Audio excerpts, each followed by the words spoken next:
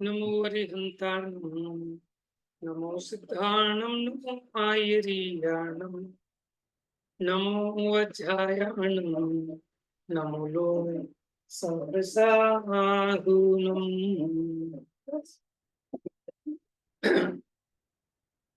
पंचास्तिका संग्रह कल से हमने इसको प्रारंभ किया और इसमें संपादकीय हम पढ़ रहे थे।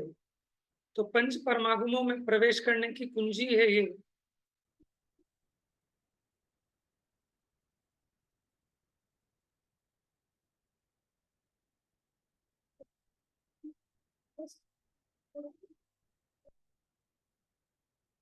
देखिए, अब जयसेन आचार्य की टीका है तात्पर्य वृत्ति और अमृतचंद्र आचार्य की टीका है समय व्याख्या। तो जयसेन आचार्य के हिसाब से इसमें टोटल गाथाएं 181 है, लेकिन समय व्याख्या अमृतचंद्र आचार्य के हिसाब से 171 है।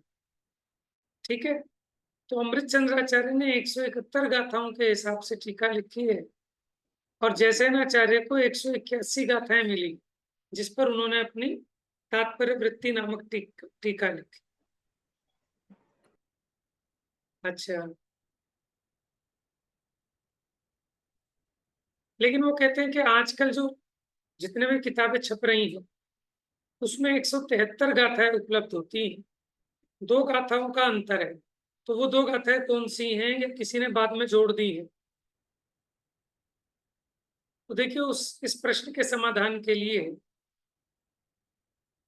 आचार्य जयसेन के अनुसार प्रथम महाधिकार में समय व्याख्या में 103 गाथाएं होने की बात लिखी है, जबकि उपलब्ध वर्तमान संस्करणों में 104 गाथाएं पाई जाती हैं। तो वो कौन सी गाथा है जो बाद में जोड़ी गई या मिलाई गई?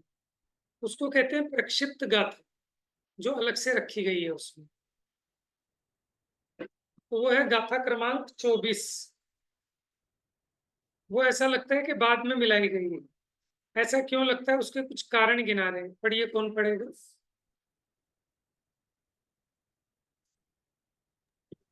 मैं मैं पढ़ूँ क्या? हाँ जी, पढ़िए पढ़िए।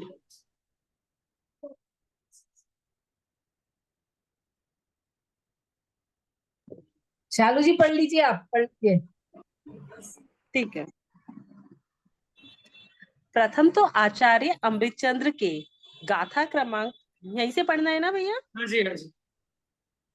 प्रथम तो आचार्य अमृतचंद्र ने गाथा क्रमांक 24 पर कोई उत्थानिका एवं टीका नहीं लिखी है। यदि उक्त गाथा आचार्य अमृतचंद्र के समक्ष होती तो वे अन्य सभी गाथाओं की तरह इस गाथा 24 पर उत्थानिका सहित टीका अवश्य ही लिखते। गाथा के उपलब्ध होने पर उसके विषय में कुछ ना लिखना तो संभव एवं औचित्यपूर्ण प्रतीत नहीं होता है। देखिए, बीच में कोई चीज आपने जोड़ लगा दिया तो वो पता तो लग ही जाता है ना। तो वो जो उनका क्रम चलता था, अमृतचंद्र आचार्य पहले जो गाथा आती है गाथा की उत्थानिका लिखते हैं, फिर उसकी टीका करते हैं। लेकिन एक 24वीं गाथा ऐसी है कि जिसकी ना तो उत्थानिका लिखी और ना टीका लिखी, तो ये तो संभव हो नहीं सकता। दूसरा पॉइंट, जयसेन आचार्य ने गाथा 24 की उत्थानिका में लिखा है, अथ पुनरपि निश्चय कालस्य स्वरूपम कथयति, अर्थात अब पुनः निश्चय काल का स्वरूप कहते हैं। इस कथन से स्पष्ट है कि निश्चय काल का स्वरूप कथन पुनः कहा गया है। समय व्याख्या अनुसार गाथा क्रमांक 23 में ही व्यवहार निश्चय काल का स्वरूप सिद्ध किया जा चुका है। हाँ जी, जब गाथा 23 में व्यवहार और निश्चय काल का स्वरूप कह दिया गया तो फिर ये 24वीं गाथा लिखने की जरूरत ही नहीं थी।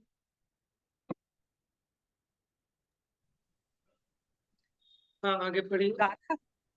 गाथा क्रमांक 24 की शब्द रचना भी विचारणीय है, क्योंकि वह गाथा सूत्र प्रणेता कुंद आचार्य द्वारा रचित प्रतीत नहीं होती है। इसके लिए हम गाथा पर ध्यान देंगे। देखिए, वो गाथा है,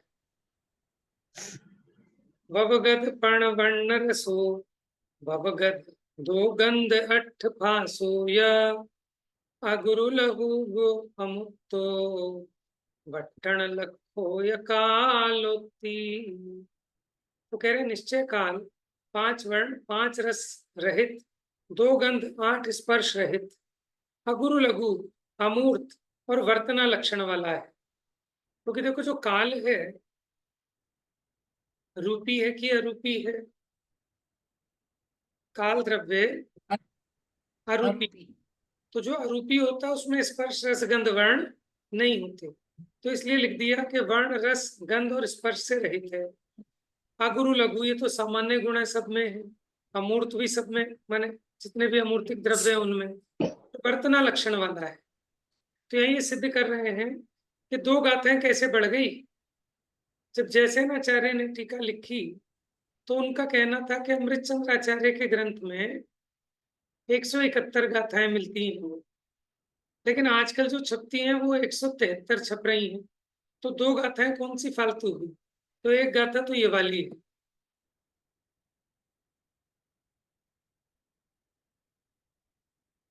प्रथम तो उक्त गाथा में ववगद पर्ण वर्ण रसो तथा ववगद 2 गंध अट्ठ फासोय, इस पंक्ति में ववगद शब्द की पुनरावृत्ति द्वारा गाथा निर्मित हुई है। जो पुनरावृत्ति एक ही गाथा सूत्र में अपेक्षित नहीं है, माने हर एक राइटर की अपनी शैली होती है। तो कुंतल आचार्य की स्टाइल ऐसी है ही नहीं कि एक ही शब्द को एक से अधिक बार प्रयोग करें। यहाँ पे भी ववगत लिखा, फिर दोबारा ववगत लिख दिया, जबकि उसे एक ववगत से काम हो जाना था। दूसरे, इस पंक्ति में काल को उद्गल के 20 भेद रहित भी लिखा और दूसरी पंक्ति में अमूर्तिक भी लिखा। तो बात तो एक ही थी, आप अमूर्तिक कहो कि पुद्गल के उन 20 गुणों से रहित कहो, तो फिर यहाँ पुनरावृत्ति हुई है, तो ये औचित्यपूर्ण नहीं है। इसलिए पढ़िए। दूसरी उक्त पंक्ति कहाँ से भैया? इस तरह स्पष्ट है कि गाथा 24 के जोड़े जाने से, इस तरह स्पष्ट है कि गाथा 24 के जोड़े जाने से जैसेन आचार्य कथित 103 गाथाओं की जगह 104 गाथाएं प्रथम श्रुत स्कंद प्रथमम महाधिकार में वर्तमान में पाई जाती हैं। ठीक है। एक तो ये गाथा फालतू होगी पहले अधिकार में। अब दूसरी प्रक्षिप्त गाथा कौन सी लगती है, पढ़िए। इसी तरह द्वितीय महाधिकार में जैसेन आचार्य ने अमृतचंद्र आचार्य कृत समय व्याख्या में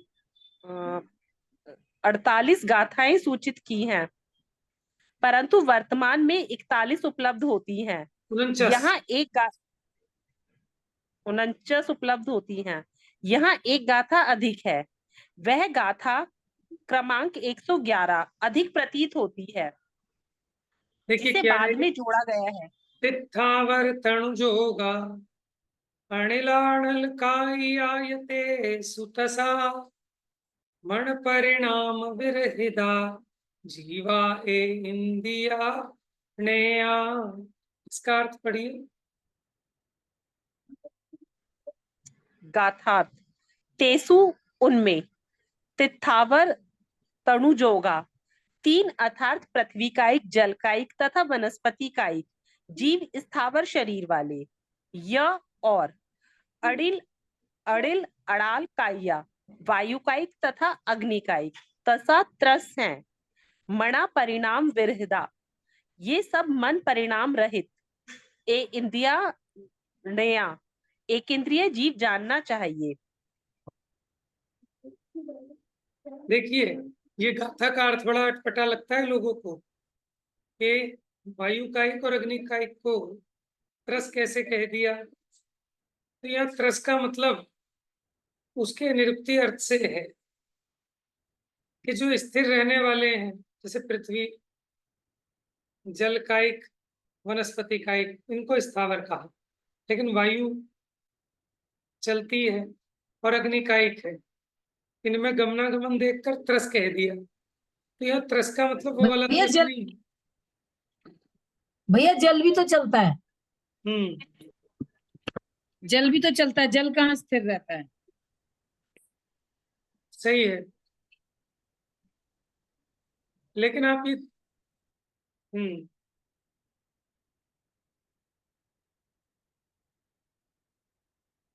तो यहाँ कई लोग ऐसा अर्थ करते हैं कि यहाँ जो त्रस और स्थावर है उसका अर्थ वो नहीं है जो अपने त्रस नाम कर्म के उदय से हो, वे त्रस कहलाते हैं, और स्थावर नाम कर्म के उदय से हो, वे स्थावर कहलाते हैं। हमारे जैन दर्शन के हिसाब से तो जिनके त्रस नाम कर्म प्रकृति का उदय है वे त्रस जीव है। तो त्रस नाम कर्म का उदय 2 इंद्रिय से पंचेंद्रिय तक को होता है, और स्थावर नाम कर्म का उदय जिनके है वो स्थावर है। हमारे यहाँ ऐसा भेद नहीं है कि जो चलते हैं वो त्रस हैं और जो स्थिर रहते हैं वो स्थावर है। ठीक है ना? तो इसीलिए ये गाथा ऐसा लगता है कि प्रक्षिप्त गाथा है, इन्हीं कारणों की वजह से ऐसा प्रतीत होता है। बाकी मैंने कहाँ पढ़ा था कि ये भी कहा था कि जहां जैसा अभिप्राय हो उसके हिसाब से ग्रहण करना। तो यहाँ त्रस स्थावर का वो वाला अर्थ नहीं पकड़ना कि 2 इंद्रिय से पंचेंद्रिय। चलिए देखते हैं इसमें स्पष्टीकरण होगा। हाँ जी, इसके प्रक्षिप्त होने के क्या हेतु प्रतीत होते हैं, पढ़िए। 111वीं गाथा पर आचार्य अमृतचंद्र सूरी ने समय व्याख्या में ना तो कोई उत्थानिका लिखी है ना ही टीका लिखी है। उक्त गाथा 111 पर कुछ भी ना लिखने से स्पष्ट होता है कि आचार्य अमृतचंद्र के समक्ष वह गाथा थी ही नहीं, अन्यथा वे उसके विषय में कुछ अवश्य लिखते और अग्नि तथा हवा के त्रस्त्व पर स्पष्टीकरण अवश्य करते।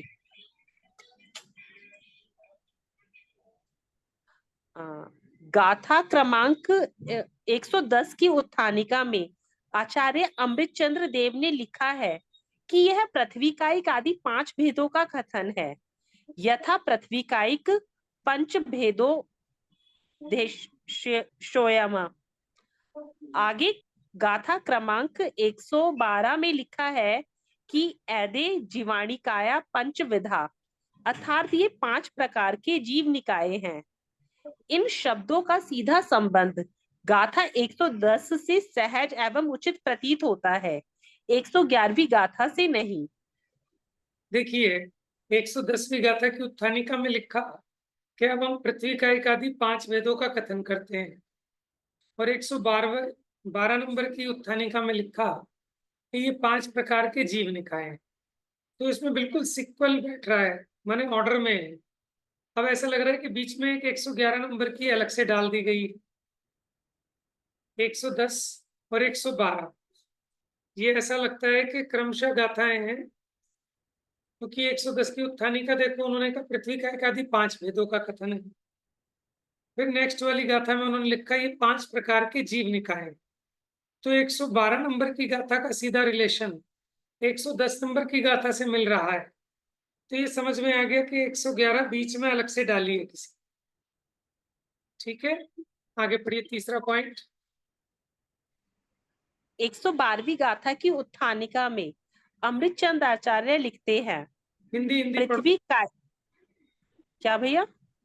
हिंदी पढ़ लो, प्राकृत ठीक छोड़। है। अर्थात यह पृथ्वी कायिक आदि 5 के एक इंद्रिय पने का नियम है। यहाँ उन 5 एक इंद्रियों में से अग्नि तथा हवा का त्रस्पना बताना अप्रासंगिक तथा आगम विरुद्ध प्रतीत होता है। ठीक है, अग्नि और वायु को जो इन्होंने त्रस्पना कहा तो वो आगम से अप्रासंगिक है। आगे पढ़िए। 111वीं गाथा में किसी व्यक्ति द्वारा अग्नि तथा हवा को त्रसत्व बताने वाली अपनी मान्यता को प्रथम पंक्ति में रखकर 112वीं गाथा की द्वितीय पंक्तियों को ज्यों का त्यों ग्रहण कर 111वीं गाथा बनाकर मिला दी गई जान पड़ती है।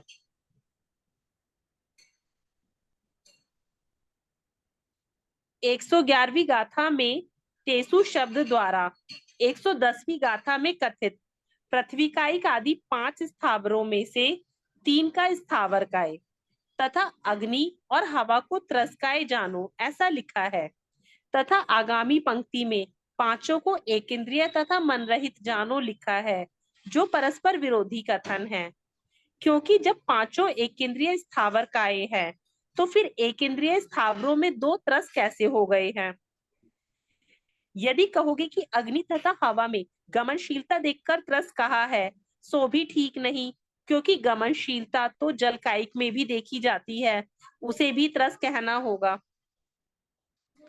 आचार्य कुंद कुंद देव को यदि अग्नि तथा हवा का त्रस्तोत्व स्वीकार होता, तो वे उसका उल्लेख अवश्य करते, तथा पश्चातवर्ती आचार्य उसका समर्थन करते। परंतु पश्चातवर्ती आचार्यों ने उनके त्रस्तोत्व का खंडन किया है। आचार्य अकलंक देव ने तत्वार सूत्र अध्याय 2 सूत्र 12 की टीका करते हुए राजवार्तिका में लिखा है, जीव विपाकी त्रस नामकर्म के उदय से त्रस होते हैं। जो भयभीत होकर गति करे वे त्रस हैं। ऐसी व्युत्पत्ति अर्थ ठीक नहीं है, क्योंकि गर्भादि में उसका गति का अभाव होने से अत्रसपने का प्रसंग उपस्थित होगा। क्योंकि गर्भस्थ की तरह अंडस्थ, मूर्छित, सुपुष्ट आदि जीवों में बाह्य बह के निमित्त मिलने पर भी हलन चलन नहीं होने पर उनमें भी अत्रस्त्व का प्रसंगपना प्राप्त होता है। यह केवल गच्छति गो की तरह व्युत्पत्ति मात्र कथन है। प्रधान रूप से यह व्युत्पत्ति अर्थ यहाँ ग्रहण नहीं है। देखिए, इन्होंने स्पष्ट कर रहे हैं कि इसका व्युत्पत्ति अर्थ क्या होता है। त्रस का त्रस, तो इन्होंने लिखा है यहाँ उसकी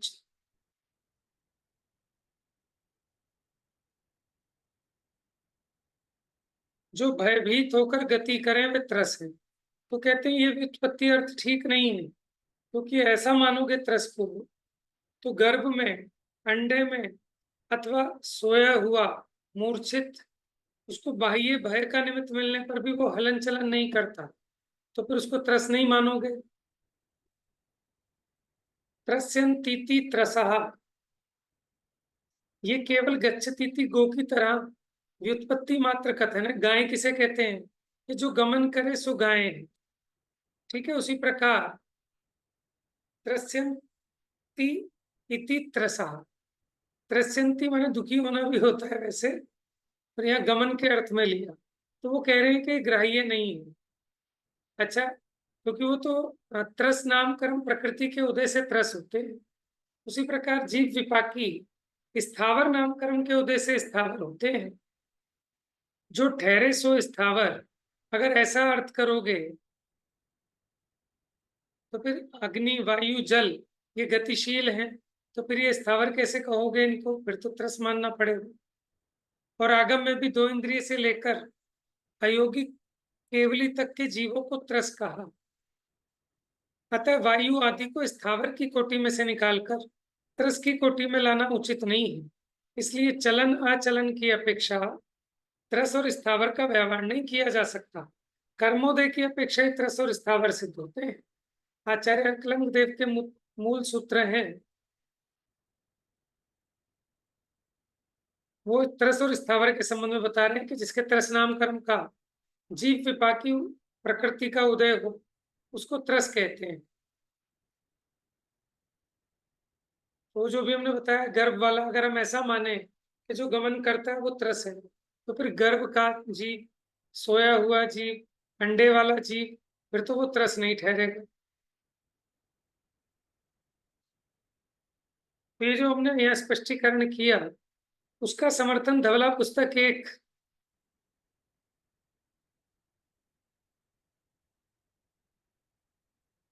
धवला पुस्तक 1 पार्ट 1 गाथा 39 होगी, पेज नंबर 267 में उपलब्ध होता है। वहां कहते हैं हवा और अग्नि का त्रसत्व मानना आगम विरुद्ध है, इसलिए गाथा 111 को कुंद आचार्य प्रणीत कहना उचित नहीं। इसलिए अमृतचंद्र आचार्य ने कुछ लिखा ही नहीं, उनके सामने थी नहीं, बाद में जोड़ दी होगी। हाँ जी, पढ़िए 7वें नंबर का पॉइंट। अग्नि तथा वायु को त्रस मानने वाली मान्यता श्वेतांबर संप्रदाय की अवश्य है। इसलिए श्वेतांबरीय तत्वार सूत्र के अध्याय 2 सूत्र 14 में तेजो वायु दुन्यास्य त्रसः पाठ है, जबकि आचार्य उमा स्वामी पर प्रणीत दिगंबरीय तत्वार सूत्र में द्यु इंद्रादस्य है त्रसा ऐसा पाठ है। अतः स्पष्ट है कि श्वेतांबरीय मान्यता वाले व्यक्ति अपनी मान्यता के पोषणार्थ अग्नि तथा हवा को त्रस्तत्व बताने वाली गाथा बनाकर मिला दी है।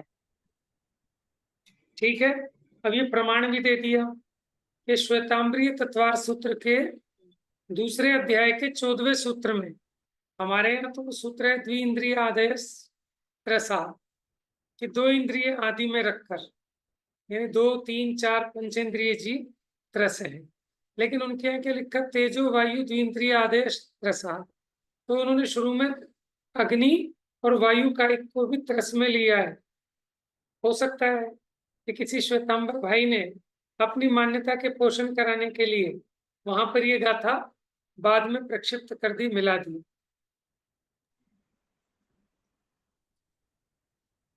ठीक है, तो इस प्रकार नाना युक्ति और तर्कों से ये सिद्ध कर दिया उन्होंने।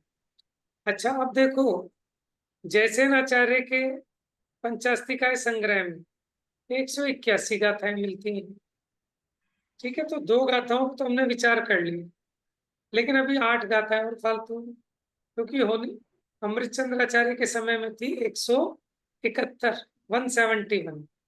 तो जयसेन आचार्य में 181 कैसे हो गई? 2 गाथाएं तो हमने बता दी प्रक्षिप्त हैं, और शेष 8 गाथाएं हैं। उनमें 6 गाथाएं तो किन्हीं संस्करणों में समय व्याख्या की गाथा 41 के बाद तात्पर्य वृत्ति में 42 43 44 45 46 47 क्रमांक पर आई है। कुछ में 43 के बाद 44 से 49 के क्रमांक पर आई है। इनमें मति ज्ञान, श्रुत ज्ञान, अवधि ज्ञान, मनापर्य ज्ञान, केवल ज्ञान और 3 पू ज्ञान की चर्चा है। 7वीं अतिरिक्त गाथा समय व्याख्या के अनुसार 76 नंबर के बाद और तात्पर्य वृत्ति में 83 पर आई है। इनमें 6 पुद्गल स्कंदों का कथन है। और 8वीं अतिरिक्त गाथा समय व्याख्या के अनुसार 106 के बाद और तात्पर्य वृत्ति में 114 नंबर पर आई। इसमें व्यवहार सम्यक दर्शन का स्वरूप बताया गया। देखो, समय सार आदि में भी ऐसा ही है। जैसानाचार्य को कुछ अधिक गाथाएं मिली हैं, अमृतचंद्राचार्य की गाथाएं कुछ कम है। जैसे भी हमने पीछे क्या पढ़ा था, प्रवचन सार में भी यहाँ 278 थी और उनकी कुछ गाथाएं फालतू थी जैसेनाचार्य की। समय सार जी में भी अपने यहाँ 415 गाथाएं, लेकिन उनकी शायद 439 गाथाएं। मतलब अमृतचंद्राचार्य की टीका अपने यहाँ ज्यादा चलती है ना, तो जैसेनाचार्य की कम पढ़ते हैं अपने यहाँ। अब यहाँ कुंकुंद आचार्य के बारे में उनकी महानता का वर्णन है कि वो क्यों इतने फेमस हैं, उनकी क्या इंपॉर्टेंस है।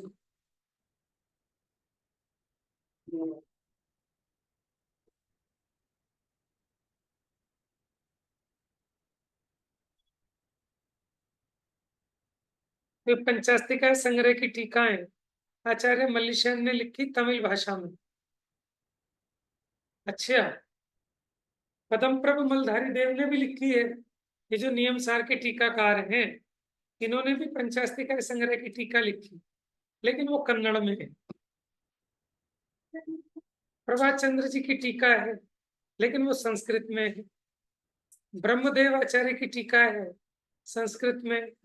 बालचंद मुनि कन्नड़, ज्ञान भूषण भट्टारक भाषा पता नहीं।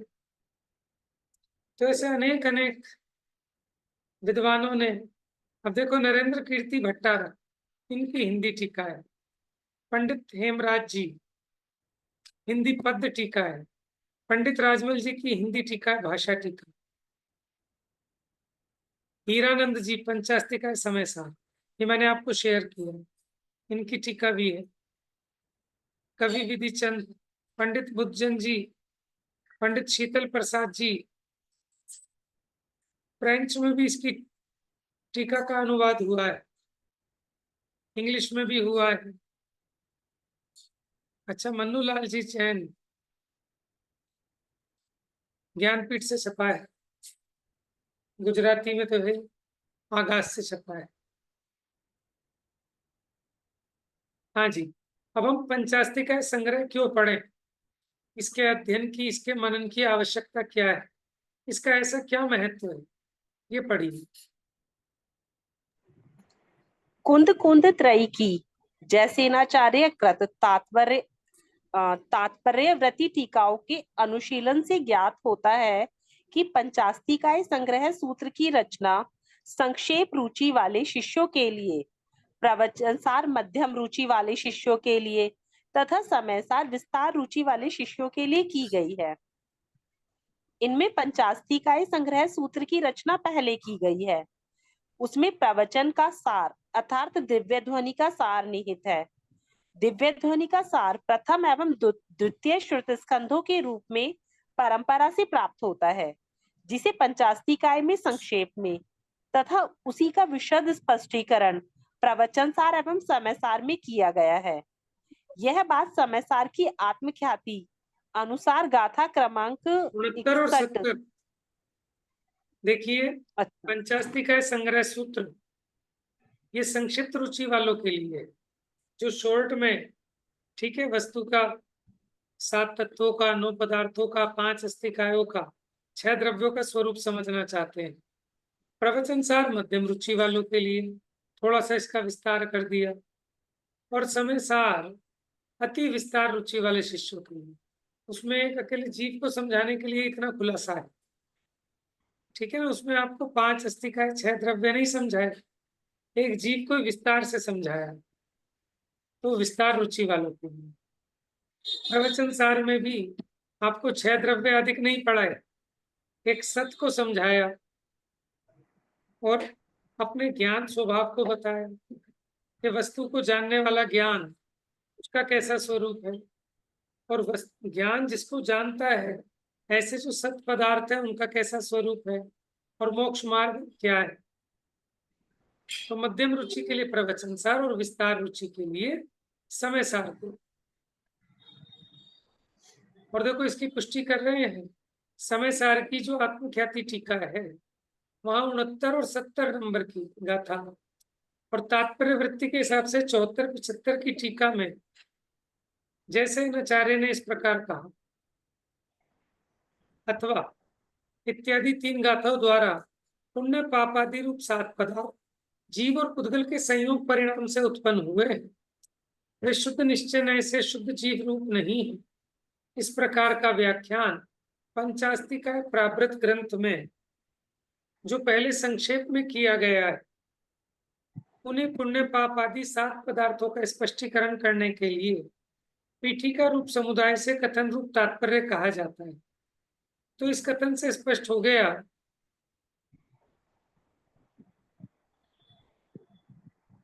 कि पंचास्तिकाय संग्रह का जो संक्षेप में सामान्य कथन है, प्रवचन सार, और समय सार में उसका विशेष कथन है। पढ़िए यहां से इस तरह जैन सिद्धांत या आगम और जिन अध्यात्मीय परमागम के सामान्य व संक्षिप्त ज्ञान हेतु पंचास्तिकाय का अध्ययन तथा मनन अति आवश्यक एवं महत्वपूर्ण है। इस संदर्भ में डॉक्टर श्री हुकुम चंद्र जी भारिल के निम्न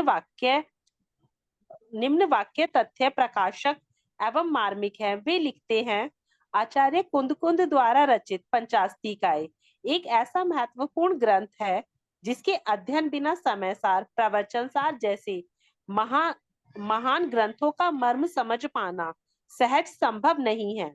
तथापि उनकी अपेक्षा कम प्रचलित होने के कारण द्रव्य संग्रह द्वारा इसकी विषय वस्तु संबंधी जानकारी की पूर्ति हो जाना ही रहा है। देखिए, एक द्रव्य संग्रह नाम का ग्रंथ है, ठीक है, नेमिचंद्र सिद्धांत चक्रवर्ती आचार्य ने लिखा, लेकिन जो पंचास्तिकाय संग्रह की विषय वस्तु है लगभग उसी विषय वस्तु का उसमें निरूपण है, ठीक है, तो इसलिए वो द्रव्य संग्रह से काम चल जाता है।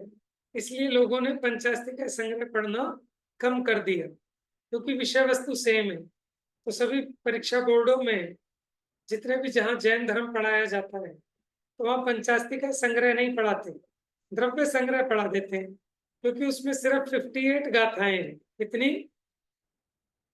58 गाथाएं। तो 58 गाथाओं में विषय वस्तु सारी आ गई।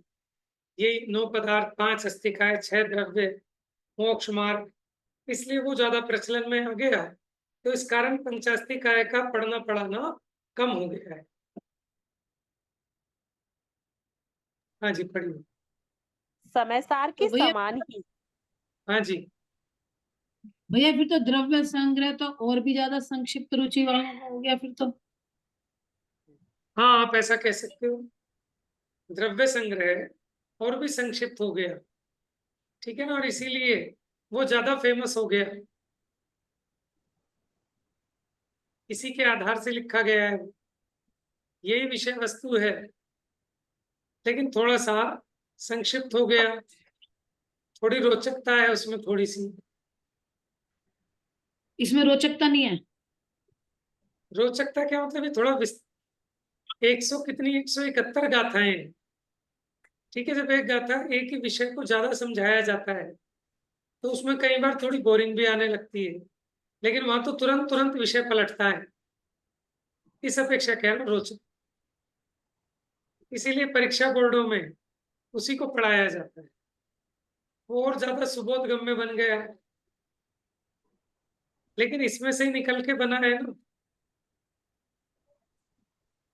इसे जैन ठीक है। अध्यात्म की प्रवेशिका भी कहते हैं, पंचास्तिकाय।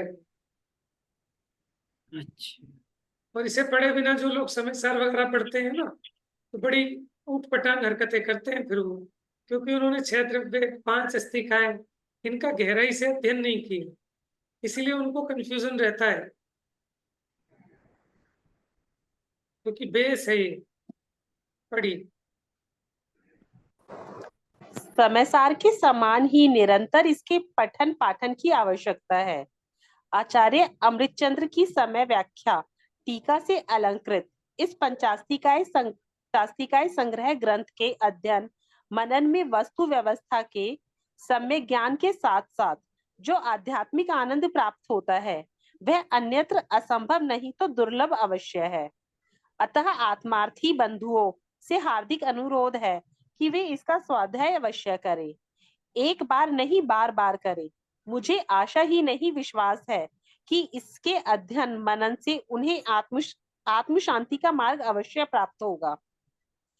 इस संस्करण में प्रथम बार मूल गाथा सूत्र, समय व्याख्या तथा तात्पर्य वृत्ति का सारांश सरल शब्दों में प्रस्तुत किया गया है। दूसरे गाथाओं में जहां 2 प्रकार के क्रमांक दिए गए हैं, वहां ऊपर का क्रमांक अमृतचंद्र आचार्य की समय व्याख्या टीका तथा नीचे का क्रमांक जयसेन आचार्य की तात्पर्य वृत्ति टीका का है। हाँ जी, ये और समझ लेना आप। अब हम दोनों टीकाओं को एक साथ देखेंगे इसमें। अमृतचंद्राचार्य की टीका, उसका नाम है समय व्याख्या, उसमें गाथाएं हैं कम। लेकिन जयसेनाचार्य की टीका तात्पर्य वृत्ति, उसमें गाथाएं 181। तो शुरू में तो क्रमांक सेम होंगे, लेकिन जहां पे आपकी 24 नंबर की गाथा आ गई और एडिशनल गाथाएं आ गई जयसेनाचार्य वाले में, तो वहां से क्रम चेंज हो जाएंगे। तो जो ऊपर नंबर लगा होगा गाथा के, वो अमृतचंद्राचार्य की टीका का है, और जो नीचे की तरफ नंबर लिखा है, वो जयसेनाचार्य की टीका के हिसाब से गाथा नंबर है। चलिए, अब देखिए, सबसे पहला अधिकार होगा षट द्रव्य पंचास्तिकाय सामान्य व्याख्यान रूप पीठिका। तो पहले आप ये देखें, गाथा 1 से 26 तक, ठीक है, ये क्या है, षट द्रव्य पंचास्तिकाय का सामान्य व्याख्या, इसको हम कहेंगे पीठिका। ठीक है, माने उसकी भूमिका। तो इसमें 6 द्रव्य और पंचास्तिकाय की सामान्य भूमिका बताई। फिर आप 26 नंबर की गाथा के बाद जीव अस्तिकाय का स्वरूप कहेंगे,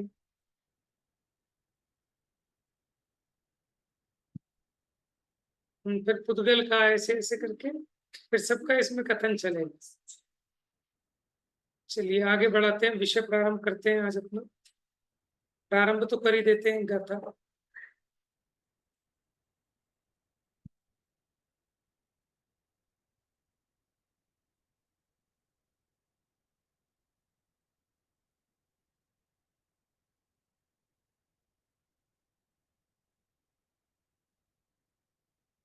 देखिए ये क्या है, जब आचार्य अपनी टीका प्रारंभ करते हैं तो आचार्य भी अपनी स्तुति के छंद लिखते हैं मंगलाचरण के। ठीक है, अभी 1 नंबर की गाथा भी मंगलाचरण की है, लेकिन वो बाद में आएगी। पहले संस्कृत के अमृतचंद्र आचार्य ने जो स्तुति की है, मंगलाचरण किया है संस्कृत में। सहजानंद चैतन्य, आप लोग भी बोलिए। प्रकाशाय महीयसे, नमो अनेकांत विश्वांत महिम्ने पहले मैं पढ़ाऊंगा, परमात्मा। देखिए एक एक चरण में बोलता हूँ, फिर आप पीछे से रिपीट करेंगे। सहजानंद चैतन्य, सहजानंद चैतन्य चैतन्य प्रकाशाय महीयसे, प्रकाश प्रकाशाय से मही, नमो नेकांत विश्रांत, नमो नमो एकांत विश्रांत महिम्ने परमात्मने। महिमने परमात्मा परमात्मा ने। ने। आप मन मन में रिवाइज कर लेना, मैं पढ़ता हूँ अब इसको। दुर्निवारणानीक विरोध ध्वंसनौषधि, स्यात्कार जीविता जिया, जैनी सिद्धांत पद्धति, सम्यक ज्ञानामल ज्योतिर, जननी द्विनयाश्रया, अथातः समय व्याख्या संक्षेपेणाभिधीयते। पंचास्तिकाय षड्द्रव्य प्रकारेण प्ररूपणम्, पूर्वं मूल पदार्थानां मीनसूत्रकृताकृतम्, जीवा जीवत् विपर्याय रूपाणां चित्रवर्त्मान वर्त्मनां, ततो नव पदार्थानां व्यवस्था प्रतिपादिता, ततस्तत्व परिज्ञान पूर्वेण तृतीयात्मना, प्रोक्ता मार्गेण कल्याणी मोक्ष प्राप्तिर पश्चिमा।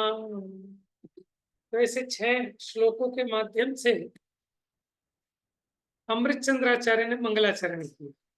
अब एक एक श्लोक का अर्थ चलेगा, अब उसकी चर्चा हम मंडे से करेंगे, ठीक है। तो ये ग्रंथ सभी के पास है, आप थोड़ा थोड़ा इसको देखते रहो, पढ़ते रहो, अच्छे से अभ्यास करो, ताकि एक बार पढ़ने के बाद दोबारा पढ़ने की जरूरत ना रहे।